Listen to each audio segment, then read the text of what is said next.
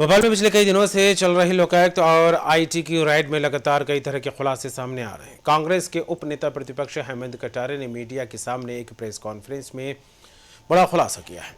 हेमंत कटारे ने कहा कि सौरभ शुक्ला, राजेश शर्मा, चेतन शुक्ला से मिली संपत्ति के पीछे पूर्व मुख्य सचिव इकबाल सिंह बैस है। उन्होंने कहा कि अभी तक के छापे में मिली संपत्तियां कुछ भी नहीं है। पूरा मामला 20,000 करोड़ से भी ज्यादा का है। सेंट्रल पार्क के पास ग्रीन बेल्ट की जमीन को भी पूर्व मुख्य सचिव ने धारा 67 के तहत लैंड यूज बदला। ये संपत्ति उनके परिवार के नाम आज भी दर्ज है। राजेश शर्मा इकबाल सिंह बैंस के लिए काम करते थे। उन उपनेता प्रतिपक्ष हेमंत कटारे ने कहा कि इस मामले में आगे भी कई और खुलासे होंगे। मैं इस जांच को रुकने नहीं दूंगा। चीफ जस्टिस और पीएमओ तक इस मामले की जांच के लिए ले जाऊंगा। प्रदेश में पीला धन आ गया। गोल्ड के जो बिस्किट है पीले रंग के रूप में यहाँ पे आ गया। काला धन तो अभी तक नहीं आया है। साथ ही में पहले तक आपने देखा होगा, ये तो हमने सुना देखा सालों में वर्षों में, कि इसके पहले कभी रेड पड़ती थी तो मशीनें बुलवाई जाती थी नोट गिनने की और बड़े बड़े संख्या में नोट गिने जाते थे। लेकिन ये पहली बार देखने को मिला है कि अब तराजू बुलवाने पड़ रहे हैं सोना तोलने के लिए। तो एक परंपरा मध्य प्रदेश में बदल गई और भ्रष्टाचार को एक बहुत ही बड़े स्तर पे लेके गए है मध्य प्रदेश सरकार। यदि इस पूरी ये जो रेड हुई है इनका वास्तविक जोड़ किया जाएगा तो ये राशि मात्र 100 करोड़ की नहीं है। 100 करोड़ तो सिर्फ एक छोटी सी मछली से बरामद हुए हैं। ये जो पूरी राशि है, जब इसके बड़े बड़े मगरमच्छ, चाहे वो इकबाल सिंह बैस हो, पूर्व मुख्य सचिव, चाहे वो पूर्व ट्रांसपोर्ट मिनिस्टर हो, चाहे वो वर्तमान ट्रांसपोर्ट मिनिस्टर हो, चाहे जो बड़े बड़े अधिकारी आरटीआई जो थे, सब लोगों को मिलाकर के जोड़ेंगे तो विश्वास कीजिएगा कम से कम 20,000 करोड़ रुपए का घोटाला निकलेगा। मैं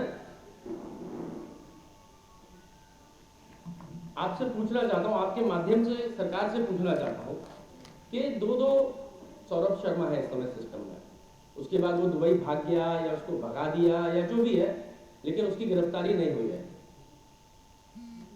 दूसरा सौरभ शर्मा का सच कब सामने आएगा जो पूरी व्यवस्था के इर्द गिर्द है, वो भी सामने आना चाहिए। दो सौरभ शर्मा है। ये लोग कौन है? चाहे सौरभ शर्मा हो, चाहे चेतन हो, चाहे राजेश शर्मा हो, इनकी भी मैंने कोशिश करी जानकारी खंगालने के लिए। मैंने कई पत्रकारों से भी पूछा, इंटेलिजेंस वालों से तक पूछा, लेकिन उनको तक जानकारी नहीं है कि कौन है चेतन, कौन है, कहाँ का रहने वाला है, असली नाम क्या है, ये अभी तक किसी को शायद ही पता हो असली जानकारी। एक गाड़ी चेतन गौड़ नाम से भी रजिस्टर्ड है इसकी, एक गाड़ी आरटीओ में चेतन शुक्ला नाम से भी रजिस्टर्ड है इसकी। ये मूल रूप से इसका पैतृक जो रहने वाला है ये भिंड का है। धर्मपुरी कॉलोनी में इसका पैतृक निवास भी है और इसके पिताजी का, माताजी का, सबके नाम है, लेकिन मैं परिवार की तरफ नहीं, जो व्यक्ति है उस पर ही फोकस करूंगा। तो ये पैतृक रूप से भिंड से निकल के फिर ग्वालियर से निकल के कोई मैडम है आरटीओ, उनके यहाँ अटैच होकर के फर्जी नाम बदल करके, क्योंकि काम ही फर्जी है तो नाम भी फर्जी होना स्वाभाविक है, इसको धीरे से इंदौर लेके गए और फिर इंदौर में जो है बड़े भ्रष्टाचार को इन्हें अंजाम दिया। ऐसे जो राजेश शर्मा है कोई बड़ा आदमी है, छोटी सी मछली है सर, बहुत छोटा चेहरा राजेश शर्मा। राजेश शर्मा के पीछे वास्तविकता में कोई मास्टरमाइंड है तो वो है पूर्व मुख्य सचिव इकबाल सिंह बैस। थोड़ी जिम्मेदारी से इस बात को मैं कह रहा हूं। जो लोग हमारे मध्य प्रदेश के थोड़ी भी जानकारी रखते हैं वो सब इस बात को भली भांति जानते हैं कि राजेश शर्मा और इकबाल सिंह बैस के कितने पारिवारिक कह रहे हैं या कितने करीबी रिश्ते रहे हैं।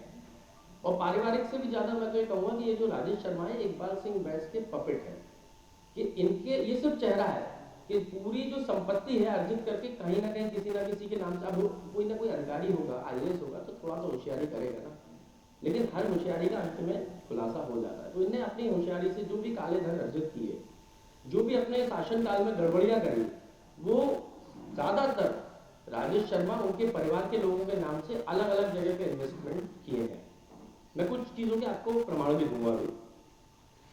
ये जो पूरा छापेमारी है, दो छापेमारी हुई है, क्योंकि इसका जो सृजन हुआ, जो जनक ये पूरी छापेमारी का या इन लोगों का है जिनने गड़बड़ियां करी है, ये इकबाल सिंह बैस जब अपने पावरफुल, सबसे मोस्ट पावरफुल दौर में चल रहे थे, उस समय पर ये सारी चीजें शुरुआत हुई हैं। तो निश्चित ही उनसे सारे तार जुड़ते हैं।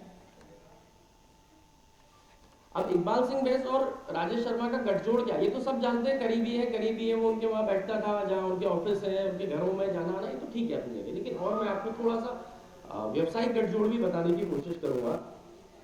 एक प्रोजेक्ट है, सेंट्रल पार्क नाम से चल रहा है, ग्राम सेवनिया गांव में।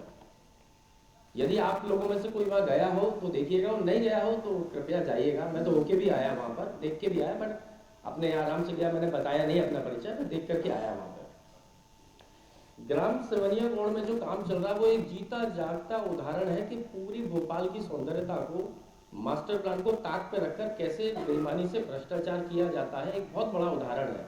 और मैं कह रहा हूं, इसके तथ्य भी दूंगा, आप देखिएगा भी। वहां पर कुदाल बिल्डर्स के नाम पर एक जमीन हुआ करती थी, बहुत बड़ी जमीन पे, और बेशकीमती जमीन, और उसी जगह पर प्रॉपर्टी है, संपत्तियां हैं इकबाल सिंह बैस और उनके परिवार के लोगों की। मैंने विधानसभा में इसका ध्यान आकर्षण लगाया है, 1 साल हो गया है। मैंने इसका प्रश्न लगाया है, 1 साल हो गया है। मैंने इसमें RTI लगवाई है, 4 साल हो गया है। मैंने इसमें और भी जानकारी मांगी है। तो ये कहना गलत है कि कांग्रेस ने नहीं उठाया, परंतु उठाने के लिए तथ्य चाहिए होते हैं। जब तथ्य, क्योंकि एक चीज होती है सिर्फ आरोप लगा देना, वो गलत है। मैं समझता हूं किसी भी व्यक्ति के ऊपर चारित्रिक या ऐसा आरोप लगाना तब तक ठीक नहीं जब तक आपके पास तथ्य नहीं हो। अब मेरे पास तथ्य है, मैंने आरोप लगाए हैं। आप और इकबाल सिंह बैस का पूछना चाह रहे हैं, मैं उनका घर का भी बता देता हूं आपको। थोड़ा आगे चले जाओ, बिशनखेड़ी में घर बनाया है इकबाल सिंह बैस के चीफ सेक्रेटरी रहते हुए। 18 फीट मोटी रोड मंजूर हो गई, जो कि ग्रामीण रोड थी, 18 फीट मोटी रातों रात मंजूर हो गई। घर की परमिशन, एक दिन पैनल खुला उनका, एक ही दिन में परमिशन हुई, वापस परमिशन बंद हो गई। घर जिस यूज के नाम से लिया गया है, क्योंकि वहां पे एक केंद्र बनाया है प्रशिक्षण के लिए, उस यूज का वायलेशन हो रहा है। वहां पे चल कुछ और रहा है और यूज किसी और नाम से लिया है। वहां पे FAR का भी वायलेशन है। स्ट्रीट लाइट्स भी बहुत महंगी खरीदी हुई है, राजेश शर्मा ने वहां कंस्ट्रक्शन किया। और भी आपको पूछ रहा हूँ, मैं सारी कुंडली आपको बता दूंगा। और मैं आपको कह रहा हूँ, आने वाले समय में और बड़ी बड़ी चीजें दूंगा, अभी मांग कर रहा हूँ मैं इसकी। और पत्र लिखना मेरे अधिकार क्षेत्र में, पत्र में आने वाले 2 दिन की, क्योंकि ये सारे तथ्य इकट्ठे करना, कंपाइल करना, और PMO को पत्र जा रहा है, तो उसकी एक जानकारी विधिवत रूप से सही होनी चाहिए।